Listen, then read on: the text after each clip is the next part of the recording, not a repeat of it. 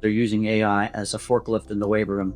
And what's happening, and there's study after study coming out now that are basically saying that critical thinking is diminishing. What I discovered is that kids were using AI as a crutch instead as a thinking partner and as an amplifier. You have to choose your hard.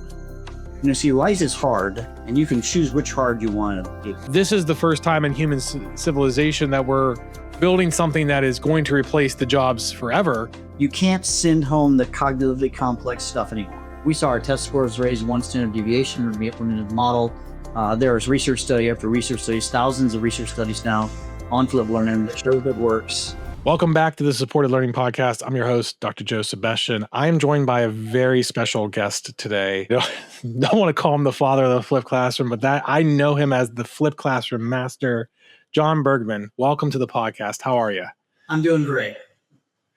So you're a man on the mission, are protecting the human mind, which is something that I'm very, very interested in learning more about and also passionate about, because we need a lot of great voices in education, especially as educational technology and AI transforms every aspect of society. But you're a person that's an advocate, a pioneer, a visionary, but you're also still boots on the ground because you're still in the classroom and you're trying to create the second revolution in education and the mastery flip.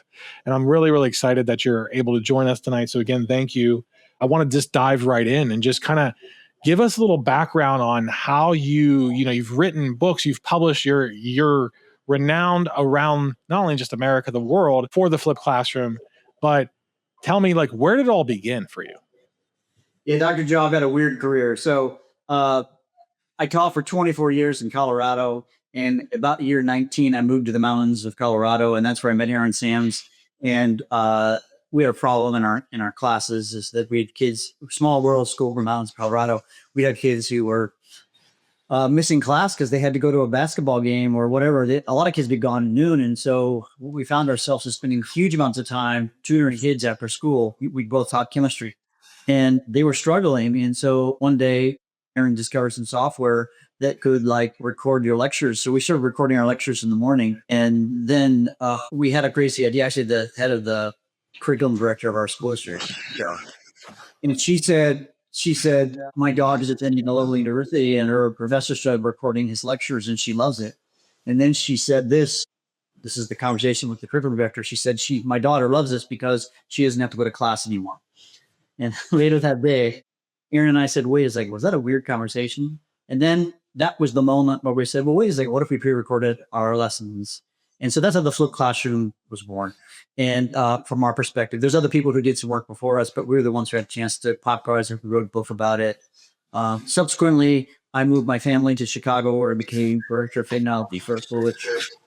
And that's when the first book came out. And I only was basically director of tech for 2 years because then the book exploded and the invitations came from all over the world. So I spent then 8 or 9 years, 7 or 8, I remember 7 or 8 years traveling all over the world. I went everywhere you can imagine, from Dubai to New Zealand to Iceland to Asia, everywhere you can imagine, helping people with flipped classroom. And then in 2019, I was at a conference in Florida, the FETC conference, and I was having dinner with some friends, flipped classroom teachers and professors. And I thought, man, I've been now traveling around the world doing the guru thing. By the way, that one book turned into 12 books. And I felt that it'll pull back to the classroom. So this is like January of 2019. I thought of all the schools that I've ever visited, what school, because I had a chance to go probably hundreds of schools, what school would I want to teach at? And long story short, I'm now teaching at that school in Houston, Texas. So I moved from Chicago to Houston, and now I'm back. This is my 7th year back teaching. And lately, I've really been thinking a lot about AI in the classroom and the minds of my students and saving the human brain and a lot of things like that. So, yeah, that's my career. So the summary, you taught, you got this new idea going, you wrote a book about it, you became world renowned in the educational community, left the classroom, did a global tour, and then I want to go back to the classroom. You got to almost pick your school. Yeah. That's pretty awesome.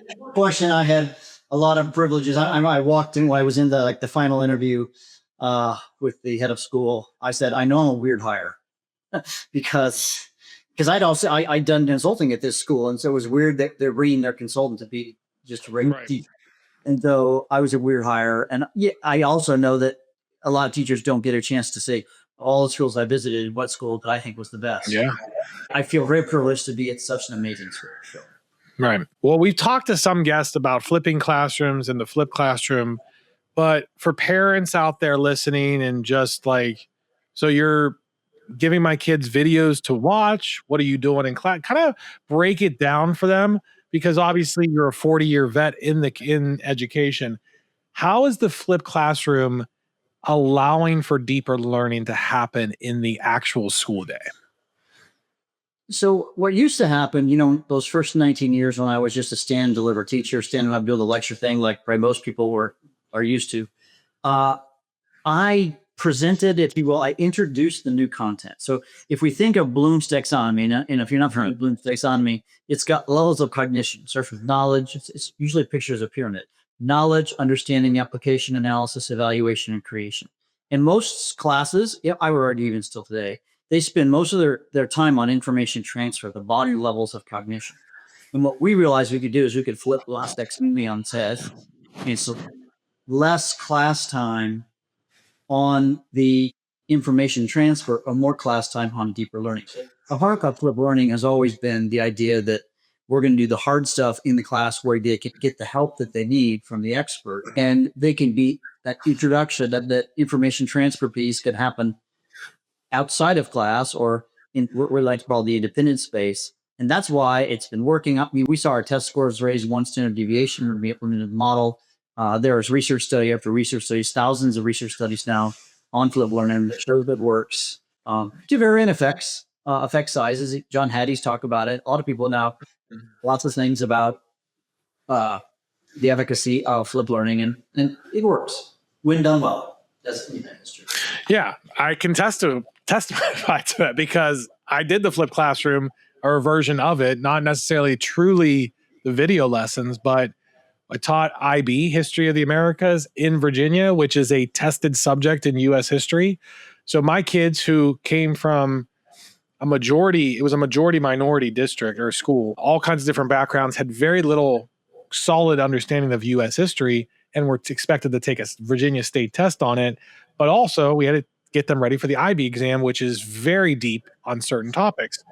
So we had to blitz through content and curriculum, but we also had to spend time. So we had a front load. We said, listen, we don't have time to have you have to learn a lot of this on your own. You have to get the background so we can spend time doing the how and why in class.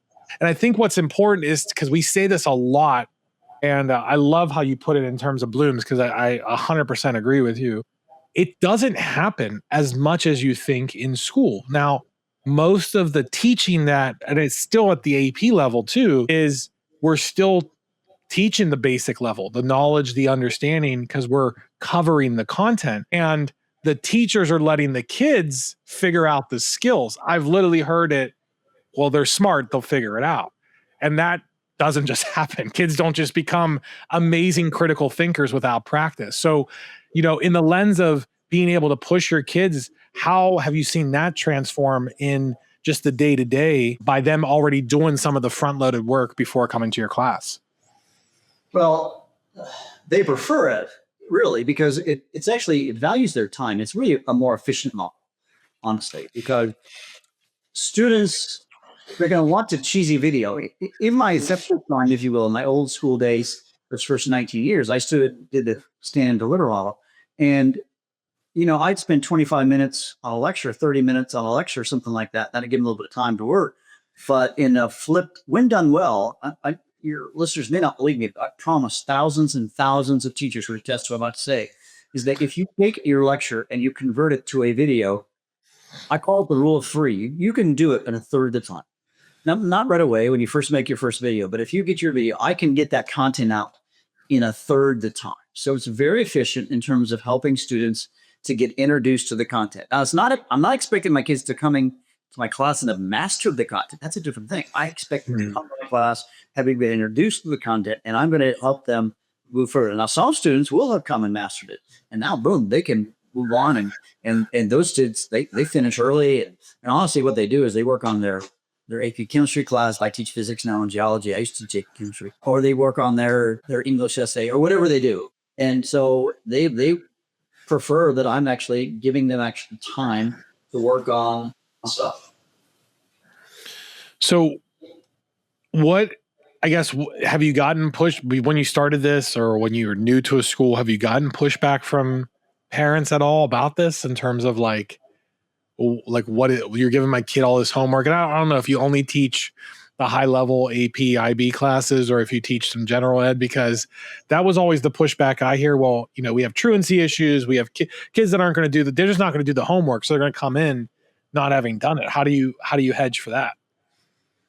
A lot of it's about communication, Joe. I got to communicate to my parents. This is how I'm doing it. This is why I'm doing it. And then they understand it and then they figure it out. Now, there are some times when I've had parents who came to me. So I thought when I was teaching in Colorado, you know, the idea, I was teaching just average freshmen and then drew chemistry and AB chemistry at 3 credits. And I did it with my freshman earth science class. And it worked just fine. I mean, were there some parents who complained? Yeah. Actually, I got more complaints, honestly, from like chemistry. And here was the common complaint that I got was my kid's not getting this, so it's the flipped classroom's fault. Okay, he can't learn that way. But Joe, I had taught chemistry by this time for 24 years or whatever the number was. Right. Many years. And it's like, okay, I've taught it this long, and I know that chemistry's always been a hard subject. Okay. And what I noticed is that the number of kids struggling was less than ever before. But now it's still red kids who are struggling. But the parent doesn't have that 20-year perspective. So they think they have to blame something. You know, they can't learn this way. Well, they're struggling with chemistry because chemistry's hard. Right. That's all I can say. It's always been hard. I can make it easier, but I can't make it easy. Right. So yeah. I mean, that makes sense. What was I going to ask you? I had a good question too. When we look at the model, because you said about Bloom, so that makes so much sense in terms of the research is saying that, because if you're familiar with MTSS models, RTI models, all the research now is saying rather than have a kid relearn something that was taught badly to them, it's actually they retain more if you front load the content.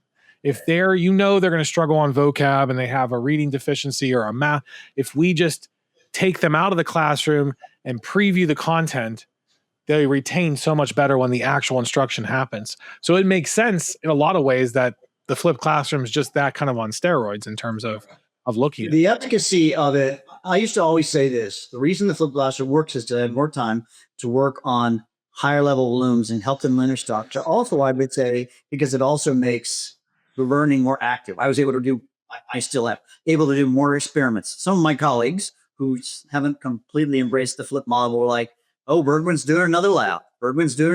So as a science teacher, I could do so many more labs than ever before. But then John Hattie came out with an interesting statement. He had analyzed our research, and he's a way better researcher than I am. I'm not a researcher, I'm a practitioner. And he said that he felt like the reason flipped classroom works is it gives students another touch point. So that's kind of to your point. He's saying they get exposed to it here, then they get exposed to it again in the class. So it's just this repeated cycles. There was a study done, I don't know when, many years ago, that was interesting about that it helps the student gets introduced to a concept, and then they go through a sleep cycle for something about how the brain works and all this kind of stuff. And so I used to say, well, they're due by the class period. But in this last year, for the first time, I said, all right, I'm going to follow the research. I make my students, they have to watch their videos by midnight the night before. So there's a sleep cycle before they come in. And I've seen increased scores, et cetera, this year than previous. So I'm just follow the research. And I should have, even though I've known this for a couple of years, I didn't actually require it until this year. Now it works. Roll. So flipped classroom, in the last couple of years, AI has now come out. And you talk about it as, I think, a crossroads, right? You call a bifurcation, you call it a great bifurcation, because we're either, I mean, I guess I'll let you explain it, because I think we're at a crossroads as educators, although I don't think the crossroads is as evident to most people in education.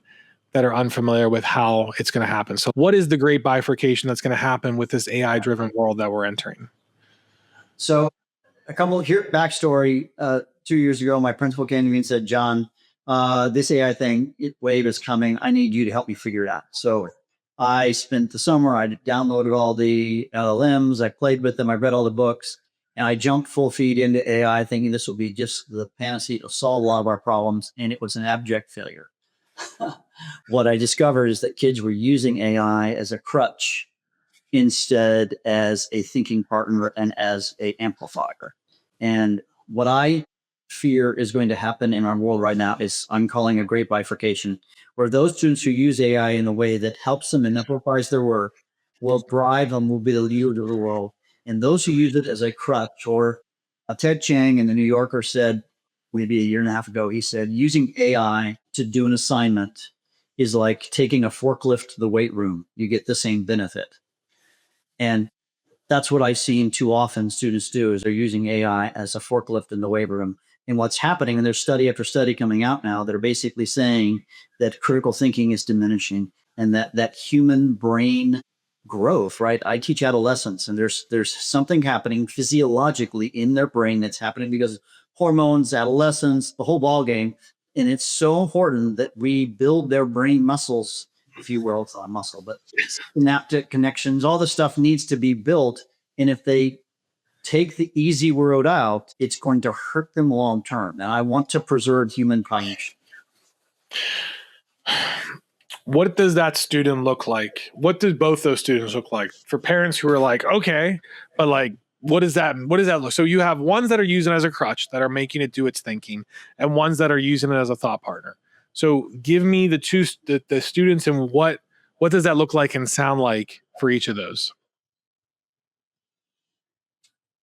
Those who are using it as a crutch are only hurting themselves, because they're given an assignment and then write the essay or whatever, do the physics lab, and they just ask AI to do it for them. They turn it in and they haven't learned anything.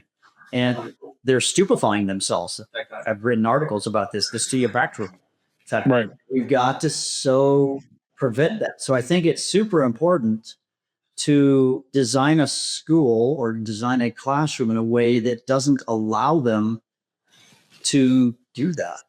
Now, on the other hand, I have seen students. So my podcast, I had a 3 podcast episode series come out in the last few weeks on this project I did with my physics students. And I wanted them to use AI as a thought partner.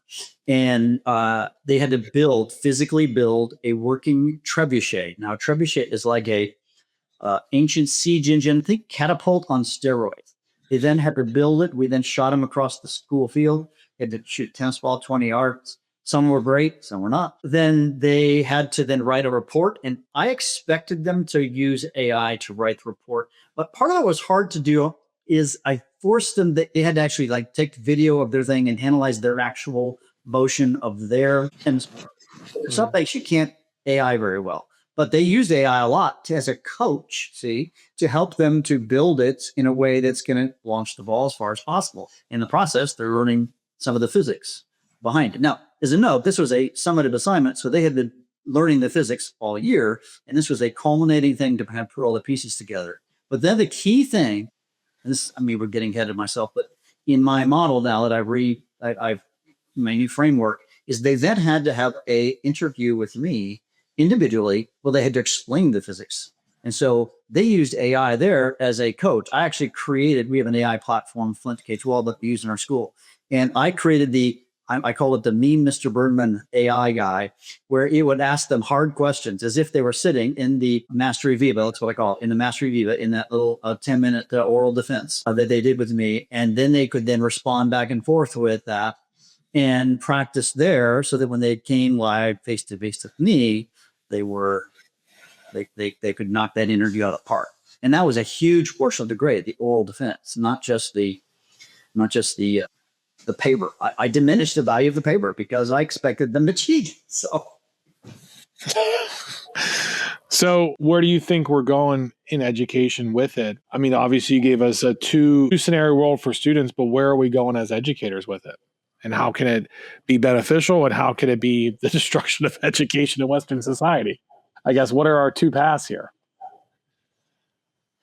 Both are going to happen simultaneously, Joe. I think you're going to see those students and those teachers who figure this out, and schools. I am hopeful that some schools want to do this well. And I think they're going to be the ones that lead the world.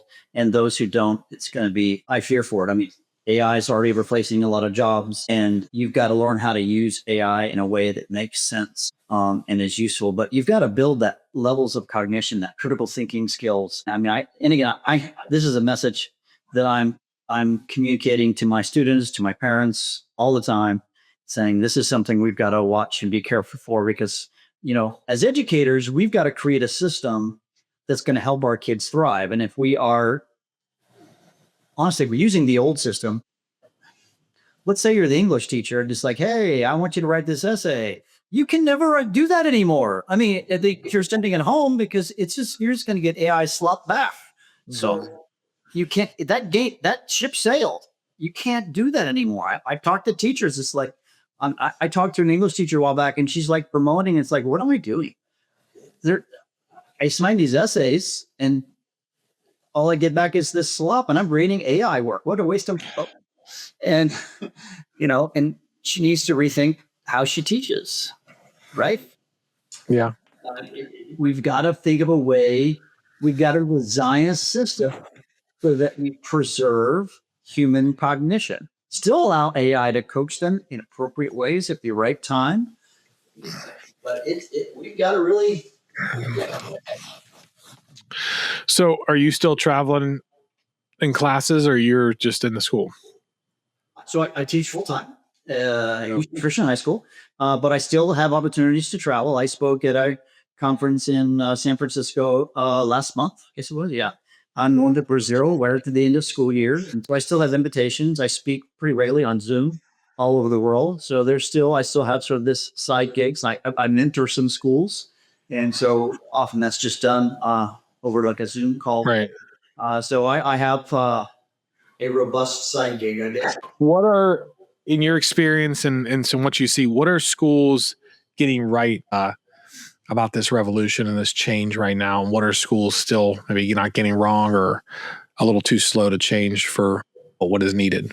I guess I'm hopeful that most of them at least are acknowledging the issue, but I see like there's two choices. Some are going, banning AI, trying to just, stop anything AI. I think that's completely a bad idea. But I think but the other side is I think there's a more balanced approach where we can say, how can we use AI to enhance? Because the reality is the moment they walk out your door, they've got access to AI, right? Or a connected device. And so we have to live in that reality. And so we need to, I think that schools that are thinking that through, a lot of schools around us have got, really thoughtful policies that they are building into their school, and they're starting to train faculty. And honestly, I used to, lots of consulting around flipped learning, like I still do to some degree, but now it's been a lot more schools are interested in my thoughts about AI and how to help us implement AI. And frankly, we've said this, but flipped learning is, if you will, the ideal methodology in an AI world. Because if I can't send, so here's the statement I say to teachers all the time: you can't send home the cognitively complex stuff anymore. When Aaron and I started the flipped classroom, we talked at the beginning, we were sending home the hard stuff and they couldn't do it. And they gave up, or they cheated by calling their friend on their phone. Right. But now you send home the hard stuff and it comes back perfectly well done because they had AI do it. But now I have actually a very reasonable homework assignment. I want you to watch 1 7-minute video and take notes. They're going to be introduced to the content. Now, if they decide to have AI teach them how to do this physics problem or to understand this aspect of a volcano, fine. They don't necessarily need to watch my video. They could find the AI avatar who explains it to them. I don't care. But they come in prepared to now do the more complex things. I've actually had to put a moratorium. I have some students who keep coming to class with their paper assignments done. And I'm saying, don't do this. I want you to do this in class because I know what you're doing. Right. They looked it up on the internet, or it's like a piece of paper. I've done this before. I know that I can do this. You take a picture of the paper with your phone, put it into ChatGPT, and they're just copying the answers from ChatGPT. I'm saying, young lady, that's not going to work. So now their laptops are in their we have laptops. Kids all have a laptop. They're in their backpacks, and I said, yeah, I figured this out. Like they have textbook, and like in my geology class, there's actual textbooks, and they don't know how to. It's like paper. Right? I'm like, what do we do with this? Like, turn the page. Come on. Find the appropriate section. You can figure this out. Search the answer on this textbook if that's what you need.